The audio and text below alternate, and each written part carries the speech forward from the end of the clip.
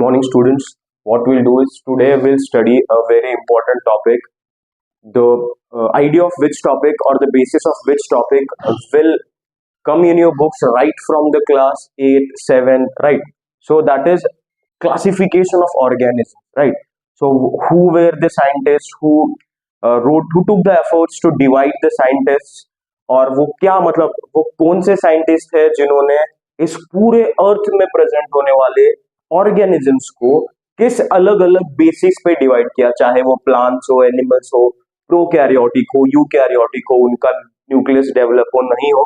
ये चीजें आपको हर क्लास में हर ऑर्गेनिजम्स के कैरेक्टरिस्टिक्स जब आप पढ़ोगे आपको काम में आई। You need this characters. आपको पता होना चाहिए कि एक बैक्टीरिया क्यों डेवलप नहीं है, वो अर्थ पे कब आया था, what are the evolutionary relationship between organisms, या फिर वो ऑर्गेनिजम्स कैसे एक दूसरे से रिलेट करते हैं। तो सबसे पहले आज हम हमारा टॉपिक शुरू करते हैं, that is classification of organisms, है ना, जो है क्लासिफिकेशन ऑफ ऑर्गेनिजम्स।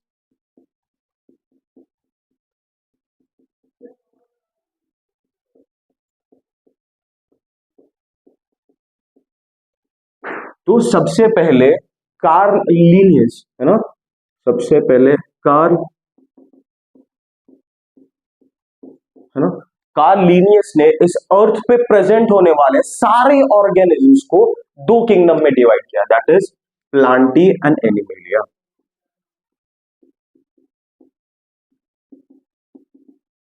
राइट, तो ही सेड कि जो भी ऑर्गेनिजम्स मूव नहीं कर सकते, ऑटोट्रॉफिक है, इजीली ही डिवाइडेड देम इनटू प्लांटी, और जो भी ऑर्गेनिजम्स के मोड ऑफ न्यूट्रिशन अलग अलग है, जो मूव कर सकते हैं, उनको उसने एनिमेलिया किंगडम में क्लासिफाई किया। ठीक है, so he was the one who said कि God creates and Linnaeus divide, मतलब गॉड ने इस पूरे किंगडम को बनाया और लीनियस ने इस किंगडम को दिया। तो द फर्स्ट एफर्ट जो दिए थे वो कार्ल लिनियस दिए थे on the basis of very fine characters, बहुत बेसिस की, जो अपना खाना खुद बनाते हैं, जो ऑटोट्रॉफिक है, those who prepare their own food are plantae, those who don't prepare their own food, those who can move are animals. लेकिन after the development of science what happened was, कुछ ऐसे एनिमल्स आए जैसे euglena, है ना।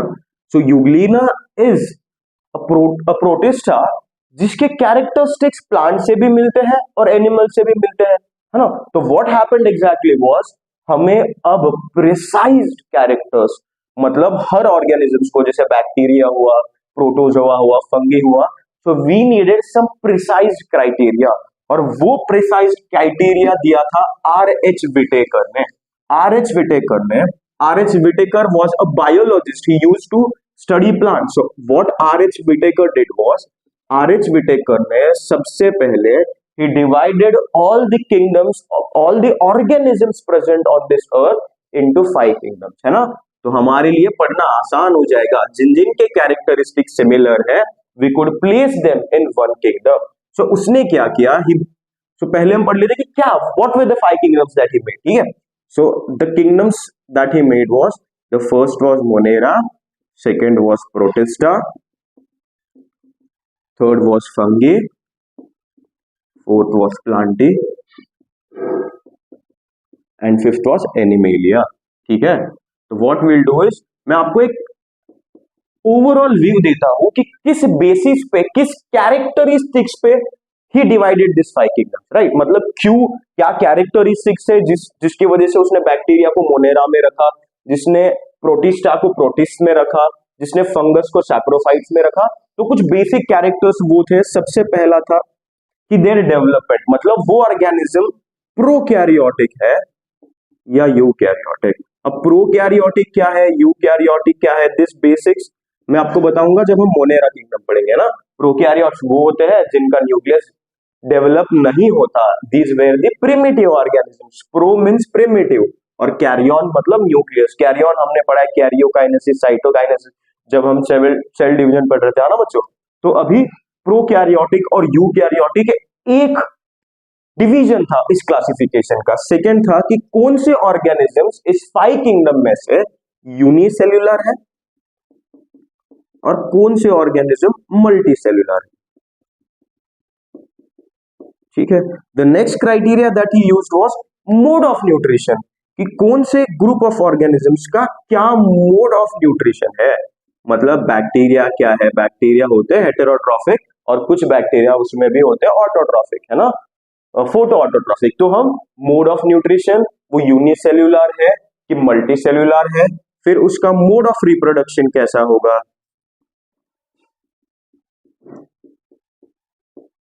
है ना, वो मूव करता है कि नहीं करता, उसमें सेल ऑर्गेनल्स प्रेजेंट है या नहीं है, उसका साइज क्या है।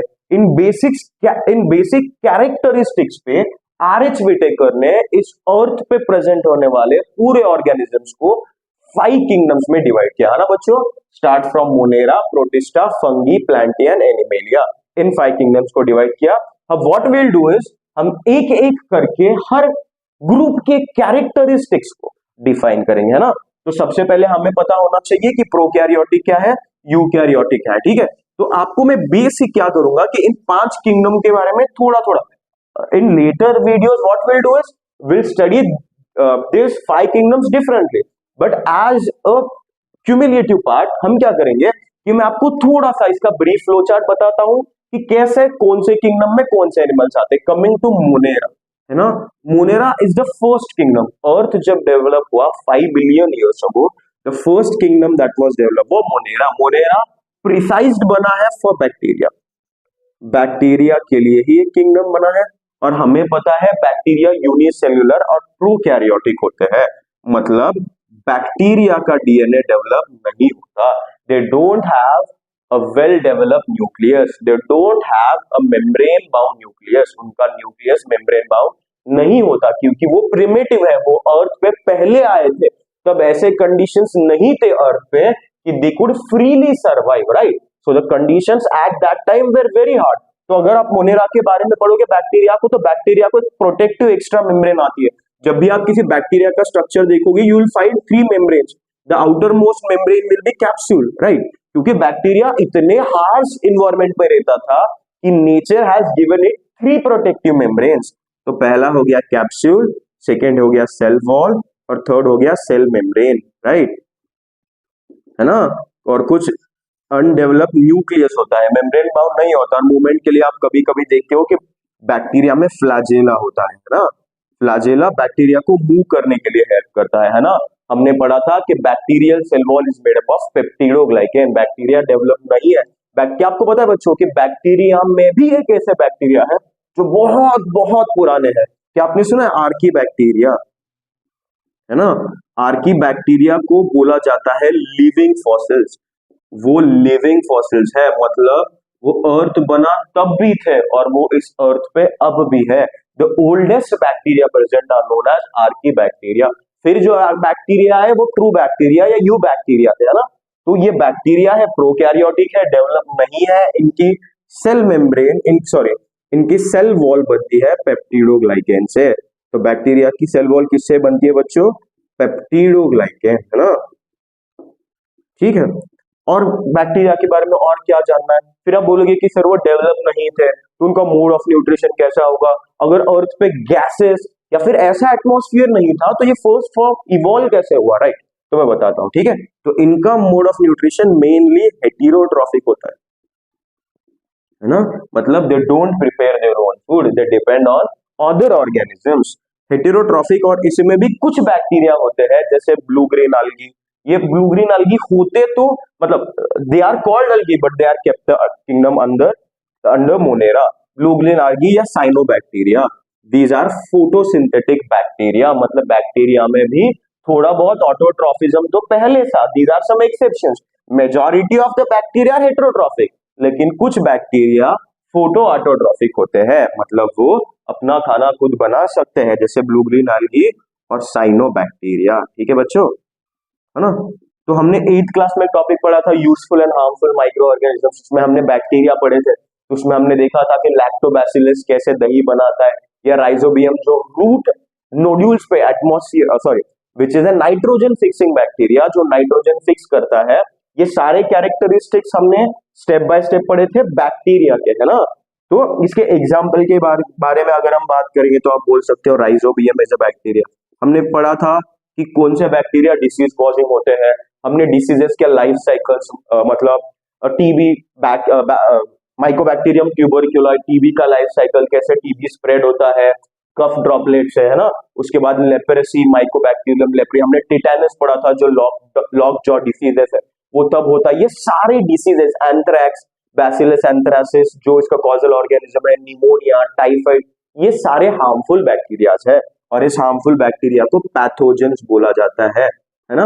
तो बैक्टीरिया में हार्मफुल भी बैक्टीरिया होते हैं, useful bacteria. Coming to examples, rhizobium, है ना। उसके बाद और है लैक्टोबैसिलस, है ना, विब्रो cholera, this is the bacteria which causes, है ना, कॉलेरा। उसके बाद सैल्मोनेला टाइफी जो क्या कॉज करता है, वेरी गुड, टाइफाइड, है ना। तो ये this was about the kingdom monera, मतलब वो प्रोकैरियोटिक है, पुराने हैं, अर्थ पे पहले आए थे, तब अर्थ पे गुड एनवायरमेंटल कंडीशंस नहीं थे। ये सारे कैरेक्टरिस्टिक्स है बैक्टीरिया के। अब अगर बैक्टीरिया के प्रिसाइज स्ट्रक्चर के बारे में बात करना है तो उसमें याद रखना, बैक्टीरियल सेल या prokaryotic cell doesn't have any cell organelle, क्योंकि उनको ना क्योंकि वो यूनिसेलुलर है, एक ही सेल है, उनके एनर्जी रिक्वायरमेंट्स वैसे नहीं है, उनको माइटोकॉन्ड्रिया चाहिए नहीं, कुछ चाहिए। सिर्फ वो सेल ऑर्गेनल जो प्रोकैरियोटिक में होता है वो राइबोसोम होता है, बाकी उसके साइटोप्लाज्म में एंजाइम्स होते हैं जो उस सेल ऑर्गेनल का फंक्शन करते हैं। बस याद रखना, बैक्टीरिया पुराने हैं, यूनिसेलुलर है, अर्थ पे पहले आए थे, ना उनका न्यूक्लियस डेवलप है, ना उनमें ज्यादा सेल ऑर्गेनल्स प्रेजेंट थे, है ना। लेकिन याद रखना उनके पास थ्री प्रोटेक्टिव मेम्ब्रेन्स थे, कैप्सूल, सेल वॉल और सेल मेम्ब्रेन, ठीक है। So what will do is next lecture में मैं आपको protista, what will do is in next lecture protista, fungi, plantae, animalia. What will do is next lecture will try to keep short and short, मतलब जैसे कि precise, जैसे 10 minute में fungus protista पढ़ लिया, फिर फंगस, फिर प्लांटेन, फिर एनिमेलिया, ठीक है बच्चों, ठीक है।